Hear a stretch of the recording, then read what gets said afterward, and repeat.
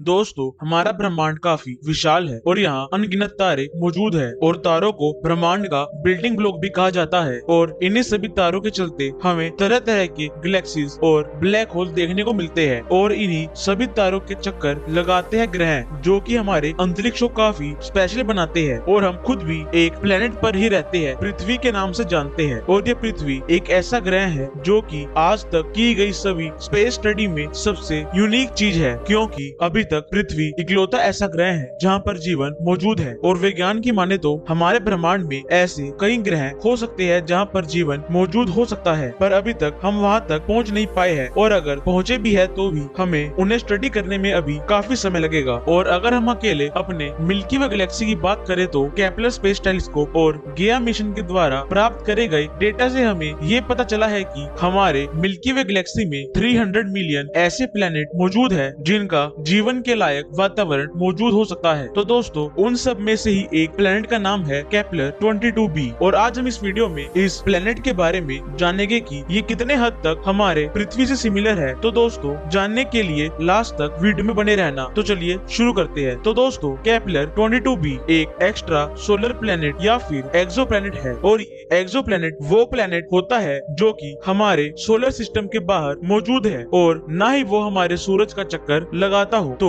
Kepler 22b इसे Kepler space telescope ने दिसंबर 2011 में डिस्कवर करा था। और ये प्लेनेट हमारे पृथ्वी से 600 लाइट ईयर की दूरी पर मौजूद है, जिसका मतलब है कि अगर हम लाइट की गति से उस प्लेनेट की ओर जाने की कोशिश करते हैं तो हमें उस प्लेनेट तक पहुंचने में लगभग 600 सालों तक का समय लगेगा। और 2011 में लिए गए डेटा के अनुसार इस ग्रह का डायमीटर हमारे पृथ्वी से 2.4% ज्यादा है। और तो और इस ग्रह का एवरेज टेम्परेचर 22 डिग्री सेल्सियस के आसपास है, जो कि एक अच्छी लाइफ के लिए काफी उचित टेम्परेचर है। और वहीं दूसरी तरफ हमारे पृथ्वी का एवरेज टेम्परेचर 20 डिग्री सेल्सियस के आसपास है, यानी कि इन दोनों ग्रह के टेम्परेचर में इतना कुछ डिफरेंस नहीं है। और अगर हम नासा की माने तो करंटली मौजूद डाटा के अनुसार नासा ने अभी तक 2600 एक्सो प्लेनेट ढूंढे हैं जहां लाइफ मौजूद हो सकती है। और ये मुमकिन भी हो सकता है कि 2600 ग्रह में से कुछ ऐसे ग्रह हो जहां हमारी तरह जीव रहते हो, क्योंकि सिर्फ पृथ्वी पर लाइफ का मौजूद होना मैथमेटिकली पॉसिबल नहीं है। और वैज्ञानिकों के अनुसार हमारे मिल्की वे गैलेक्सी में 5000 ऐसे प्लेनेट हो सकते हैं जहां पर लाइफ मौजूद हो सकती है। मतलब वहां भी हमारी तरह कई लोग अपना जीवन व्यतीत करते होंगे। और आशा है कि हम एक ऐसे ग्रह को बहुत ही जल्द ढूंढ लेंगे। तो दोस्तों, केपलर 22b अपने तारे का चक्कर 290 डेज में लगाता है, जबकि हमारी पृथ्वी अपने तारे का एक चक्कर 365 डेज में लगाती है। तो यानी कि अंतर सिर्फ 75 डेज का ही है, जो कि इतना बड़ा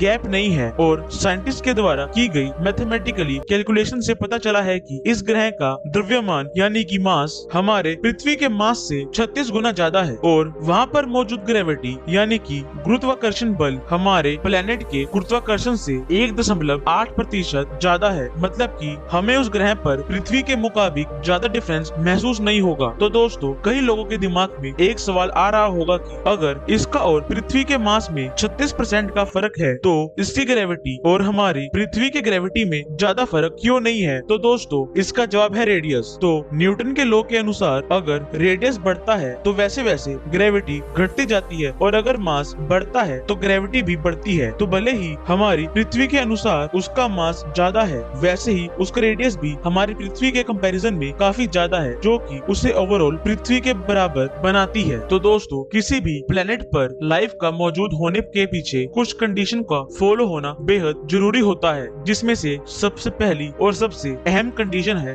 गोल्डीलॉक जोन। तो दोस्तों, ये तारे का वो जोन होता है जहाँ पर तारे के द्वारा रिलीज की गई रेडिएशन एक परफेक्ट अमाउंट तक पहुँचती है, जिस करके उस एरिया का तापमान अनुकूल होता है और सब्सटेंस लिक्विड फॉर्म में मौजूद होता है। तो अगर आसान भाषा में जाने तो गोल्डीलॉक जोन और कुछ नहीं हैबिटेबल जोन होता है, जहाँ पर प्लेनेट के हैबिटेबल होने के सबसे हाईएस्ट प्रोबेबिलिटी होती है। मतलब कि प्लेनेट पर ऐसी चीजों का मौजूद होना जिससे जीवन की शुरुआत हो पाए, जैसे कि पृथ्वी। तो दोस्तों, पृथ्वी अपने सूर्य के हैबिटेबल जोन में है, जहाँ पर जीवन जीने के लिए सुटेबल तापमान मौजूद है। क्योंकि अगर हम धरती से आगे की ओर विनस की तरफ जाते हैं तो वहाँ इतना गर्म टेम्परेचर है कि अगर हम वहाँ पर कुछ सेकंड के लिए भी चले जाए तो हमारी बॉडी जलकर खाक हो जाएगी। और अगर हम हमारे पृथ्वी के पीछे की ओर जाते हैं तो वहाँ पर मार्स मौजूद है। और अगर हम हम मार्स की तरफ जाते हैं तो वहाँ पर इतनी ठंड है कि हम वहाँ पर ठंड से ही मर जाएंगे। और दोस्तों मजे की बात तो ये है कि केपलर 22b भी अपने तारे के हैबिटेबल जोन में ही मौजूद है और साइंटिस्ट के अनुसार वहाँ की सतह पथरी है, यानी कि वहाँ का सरफेस रॉकी सरफेस है और वहाँ पर लिक्विड सब्सटेंस मौजूद होने की भी संभावना है। और वहाँ का वातावरण हीलियम और हाइड्रोजन से बना हुआ है और वाटर को बनाने के लिए हाइड्रोजन सबसे अहम चीज होती है, जो कि ऑक्सीजन के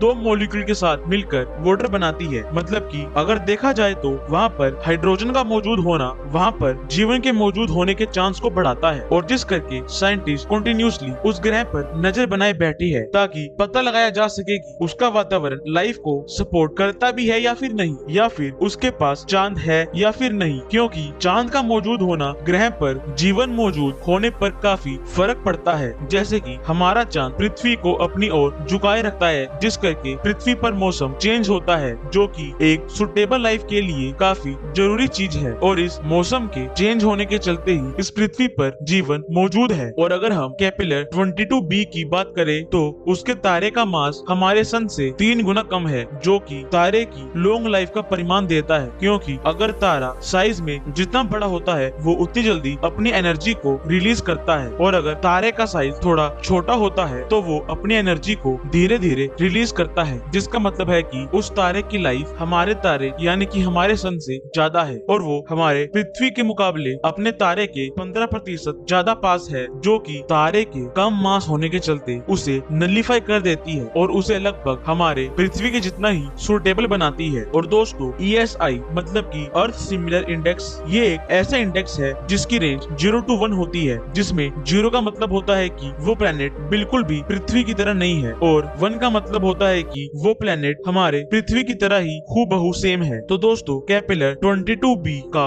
ESI है 0.71%, मतलब कि ये अर्थ के काफी सिमिलर हो सकता है, जो कि मानवीय जीवन के लिए काफी अच्छी चीज हो सकती है। पर अभी वहाँ पर जीवन का मौजूद होना कंफर्म नहीं है और उस पर साइंटिस्ट रेगुलरली अपनी नजर बनाए बैठे हुए हैं ताकि ये पता लगाया जा सके कि वहाँ पर जीवन मौजूद है या फिर नहीं। तो दोस्तों इस पर अपनी राय कमेंट सेक्शन में बताना कि क्या आपको क्या लगता है वहाँ पर जीवन मौजूद होगा या फिर ये सिर्फ और सिर्फ एक कल्पना या फिर भ्रम है। तो दोस्तों अगर आपको इन्फॉर्मेशन अच्छी लगी तो वीडियो को लाइक करना और चैनल को सब्सक्राइब करना। हम मिलते हैं आपसे नेक्स्ट वीडियो में, तब तक के लिए जय हिंद जय भारत।